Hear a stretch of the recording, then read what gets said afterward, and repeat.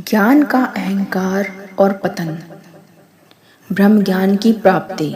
जब एक गुरु अपने शिष्य को ज्ञान देता है तो हमें उस ज्ञान को कभी भी उस ज्ञान के ऊपर हमें कोई घमंड नहीं करना चाहिए, कोई अहंकार नहीं करना चाहिए, क्योंकि गुरु द्वारा तो जो हमें दिया हुआ ज्ञान है वह गुरु हमें ज्ञान इसलिए देता है जिससे हम अपना जीवन और आने वाले सभी व्यक्तियों के जीवन में खुशियां ला सकें, हम दूसरों को भी अच्छा ज्ञान दे सकें। प्यार से कहिए संतो जी, धन निरंकार जी। आशा करती हूँ आप सभी सतगुरु माता जी के आशीर्वाद से बहुत खुश होंगे। दासी आपके लिए एक ऐसे ही गुरु और शिष्य की कहानी लेके आई है, जिसमें एक गुरु अपने शिष्य को ज्ञान देता है, लेकिन शिष्य को अपने ज्ञान पर अहंकार हो जाता है। लेकिन अंत में जो होता है वह एक गुरु ही जानता है। तो चलिए संतो जी, इस कहानी का आनंद लेते हैं और सीखते हैं कि ज्ञान का अहंकार और पतन कैसे होता है। विशाल और शांत हिमालय की घाटियों में स्वामी परमानंद का आश्रम स्थित था। स्वामी जी एक सिद्ध संत थे जिन्हें ब्रह्म ज्ञान की प्राप्ति हो चुकी थी। उनके आश्रम में देश विदेश से आने वाले जिज्ञासु ज्ञान की खोज में आते थे। उन्हीं शिष्यों में से एक अत्यंत बुद्धिमान, तेजस्वी और परिश्रमी युवक था जिसका नाम था देवदत्त। देवदत्त ने वर्षों तक आश्रम में रहकर वेदों, उपनिषदों और शास्त्रों का गहन अध्ययन किया। उसकी एकाग्रता और सेवा भाव से प्रसन्न होकर स्वामी परमानंद ने उसे अपने सबसे निकट ले लिया। एक शुभ दिन देवदत्त की पात्रता को पूर्ण रूप से परखने के बाद गुरुजी ने उसे एकांत में बुलाया और उसे सृष्टि के सर्वोच्च सत्य ब्रह्म ज्ञान से दीक्षित किया। गुरुदेव ने देवदत्त के सर पर हाथ रखकर कहा, वत्स देवदत्त, आज से तुम इस परम सत्य को जान चुके हो कि संसार की हर वस्तु में, हर जीव में उसी एक ईश्वर का अंश है। लेकिन बच्चे, याद रखना कि यह ज्ञान अहंकार को मिटाने के लिए है, अहंकार को बढ़ाने के लिए नहीं। इस ज्ञान का उपयोग लोक कल्याण, करुणा और समाज की भलाई के लिए करना। यदि तुमने इसका दुरुपयोग किया तो यह तुम्हें विनाश की ओर ले जाएगा। तो संतो जी, देवदत्त ने अपनी आंखों से, अपने नेत्रों से आंसू साफ किए और अपने गुरु के चरणों को छुआ और वचन दिया कि गुरुदेव, आपका यह ज्ञान मेरे जीवन का प्रकाश स्तंभ रहेगा। मैं सदा धर्म के मार्ग पर चलूंगा और प्राणियों की सेवा करूंगा। इसी प्रकार से संसार में प्रवेश और भटकाव। शिक्षा पूर्ण होने के बाद देवदत्त ने गुरु से आज्ञा ली और समाज में ज्ञान का प्रचार करने के लिए नगर की ओर प्रस्थान किया। शुरुआत में देवदत्त ने गुरु के वचनों का पूरी तरह पालन किया। उसने एक छोटे से नगर के बाहर अपना डेरा जमाया। वहां लोगों को उपनिषदों की कथाएं सुनाता, उनके दुखों को दूर करने के लिए आत्मज्ञान की बातें समझाता। चूंकि उसके पास सच्चा ब्रह्म ज्ञान था, उसकी वाणी में एक दिव्य आकर्षण था। जो भी उसकी बातें सुनता वह मंत्र मुग्ध हो जाता। धीरे धीरे देवदत्त की ख्याति चारों ओर फैलने लगी। लोग उसे महात्मा देवदत्त कहने लगे। नगर के बड़े बड़े धनी व्यापारी और यहाँ तक कि राजा के मंत्री भी उसके दर्शन के लिए आने लगे। जैसे जैसे उसका यश बढ़ा, वैसे वैसे देवदत्त के पास धन, संपत्ति और उपहारों का अंबार लगने लगा। आश्रम का छोटा सा डेरा अब एक भव्य और आलीशान महलनुमा आश्रम में बदल गया। यहीं से देवदत्त के भीतर एक सूक्ष्म परिवर्तन आने लगा। गुरु ने सब में ईश्वर देखना सिखाया था। देवदत्त ने उसका गलत अर्थ निकालना शुरू कर दिया। वह अब सोचने लगा कि यदि मैं ही ब्रह्म हूँ तो मैं ही सबसे श्रेष्ठ हूँ। ये साधारण मनुष्य अज्ञानी हैं और मैं इनका भाग्य विधाता हूँ। संतो जी, ज्ञान का दुरुपयोग और अधर्म। अहंकार की पहली सीढ़ी चढ़ते ही देवदत्त का विवेक धुंधला हो गया। उसने अब अपनी सिद्धियों और ज्ञान का उपयोग लोगों की सेवा के लिए नहीं, बल्कि उन्हें डराने, सम्मोहित करने और अपना दास बनाने के लिए करना शुरू कर दिया। बोलने की कला से धीरे धीरे लोगों को भ्रमित करता। वह उनसे कहता कि तुम्हारे सारे पाप केवल मेरी शरण में आने से ही धुल सकते हैं। यदि तुमने अपनी संपत्ति का एक बड़ा हिस्सा मेरे आश्रम को दान नहीं किया तो तुम्हें ब्रह्म का कोप झेलना पड़ेगा और नरक और पाप के डर से अपनी गाढ़ी कमाई देवदत्त के चरणों में सौंप देते थे सभी गांव वाले। संतो जी, एक दिन नगर का एक गरीब किसान रघु अपनी बीमार बेटी के इलाज के लिए गुरुदेव से प्रार्थना करने आया। रघु रोते हुए बोला, महाराज महाराज महाराज जी, मेरी बेटी मरने वाली है।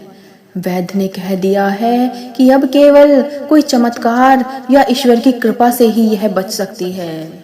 महाराज जी, कृपा अपनी दिव्य शक्ति से मेरी बेटी को जीवन दान दे दीजिए।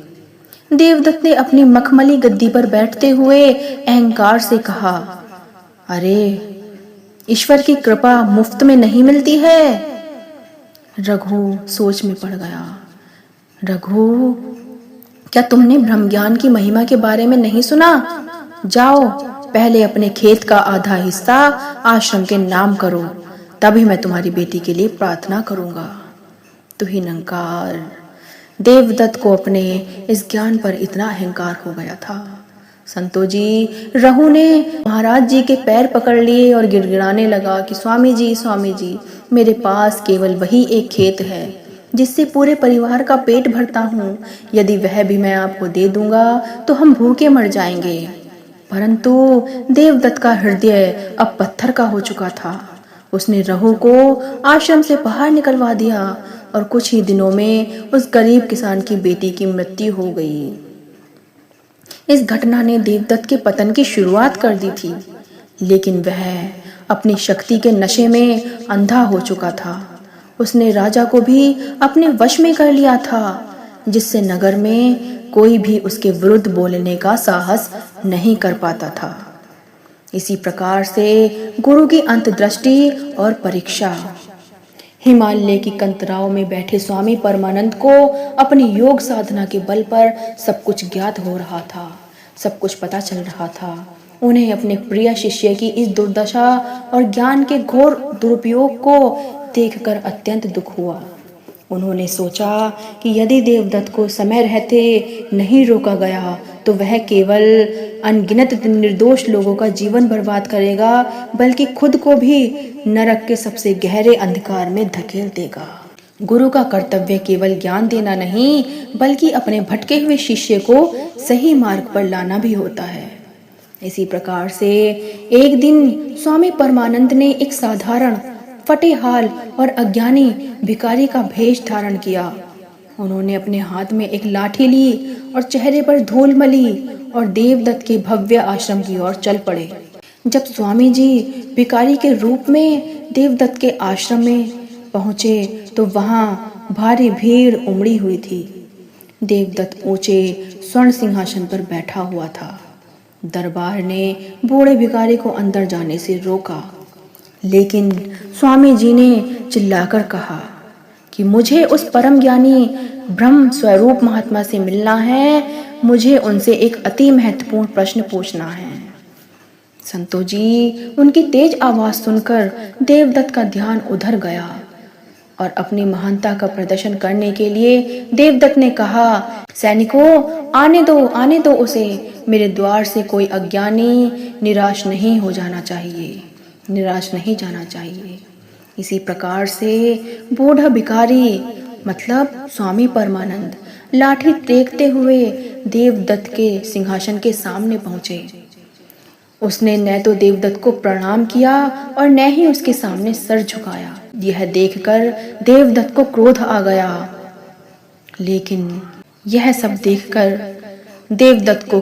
गया, लेकिन उसने शांत रहने का नाटक करते हुए पूछा, हे वृद्ध मानव, तुम कौन हो और मुझसे क्या जानना चाहते हो?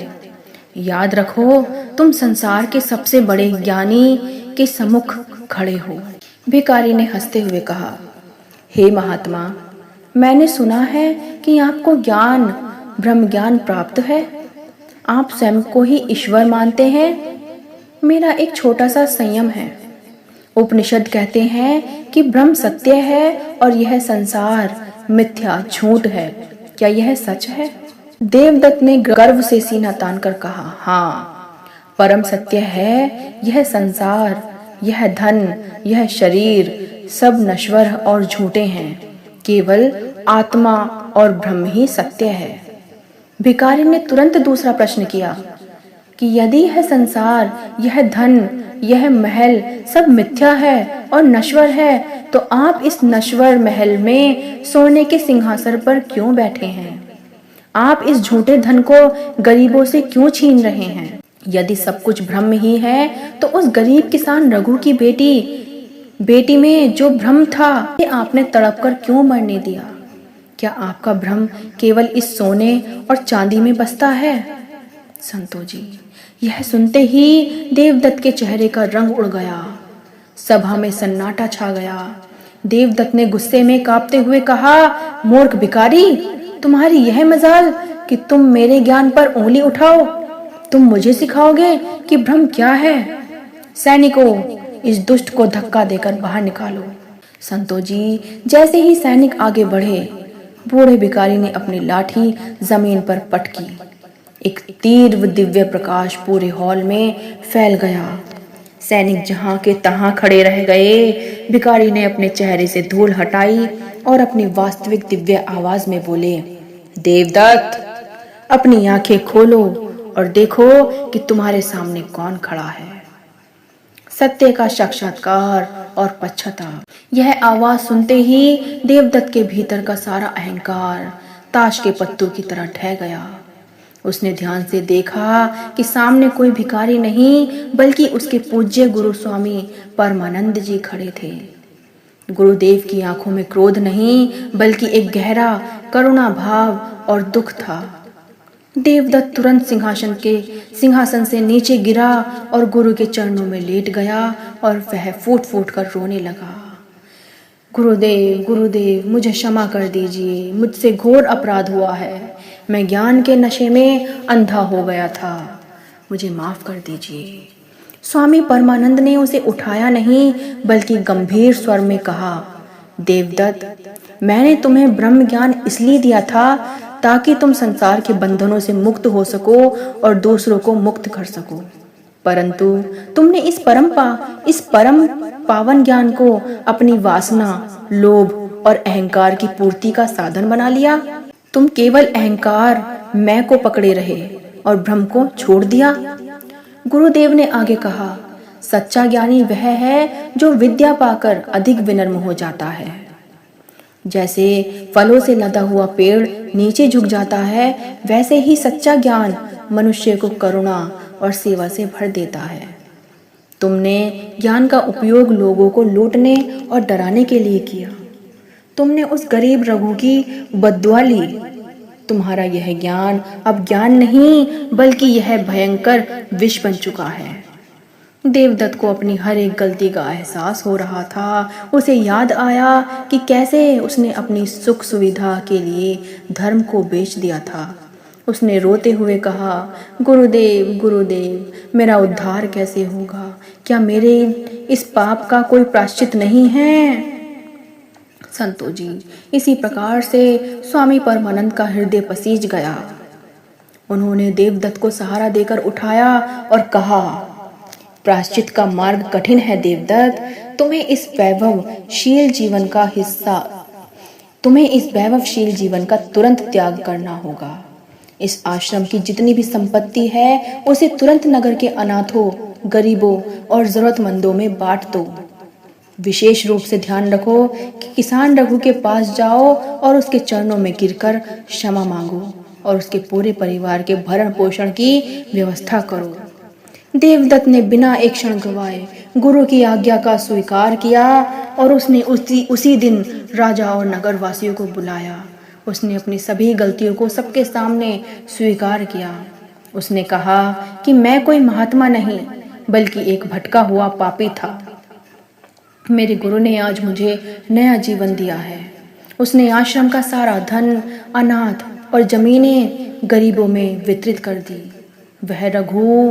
वह स्वयं रघु के घर गया, उसके पैरों में गिरकर रोया और अपनी आधी से अधिक व्यक्तिगत संपत्ति उसके नाम कर दी ताकि उसका परिवार कभी तंगाली में न रहे। सब कुछ त्यागने के बाद देवदत्त के पास केवल एक साधारण सूती वस्त्र और एक कमंडल बचा था। उसका चेहरा जो कभी अहंकार से तमतमाया रहता था, अब अत्यंत शांत और सौम्य दिखाई दे रहा था। वह पुनः अपने गुरु के साथ हिमालय के आश्रम में लौट आया।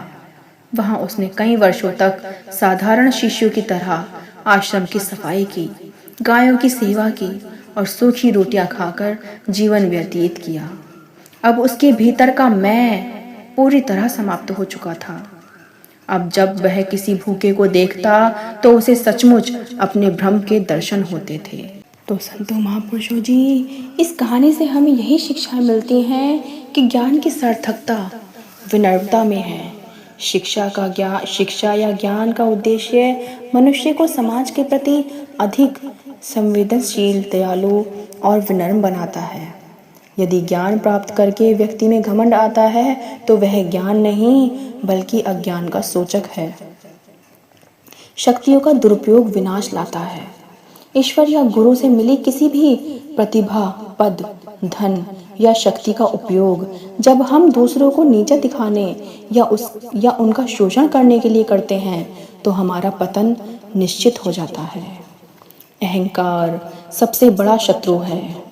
आध्यात्मिक मार्ग हो या सांसारिक, मैं अहंकार की भावना मनुष्य के विवेक को नष्ट कर देती है। इसी प्रकार से संतों जी, सच्चा गुरु कभी साथ नहीं छोड़ता। एक सच्चा गुरु वही है जो शिष्य की सफलता पर खुश होने के साथ साथ उसके गलत मार्ग पर जाने पर उसे कठोरता से सुधारने का साहस भी रखता है। तो संतों महापुरुषों जी, यह कहानी गुरु और शिष्य के ज्ञान की आपको कैसी लगी और इस कहानी से आपको और क्या शिक्षा मिली, कमेंट में ज़रूर बताएं। और दासी के चैनल को लाइक, शेयर, सब्सक्राइब करें। दासी आपके लिए और अच्छी कहानी लेके आएगी। प्यार से कहिए संतों जी, धन्यवाद जी।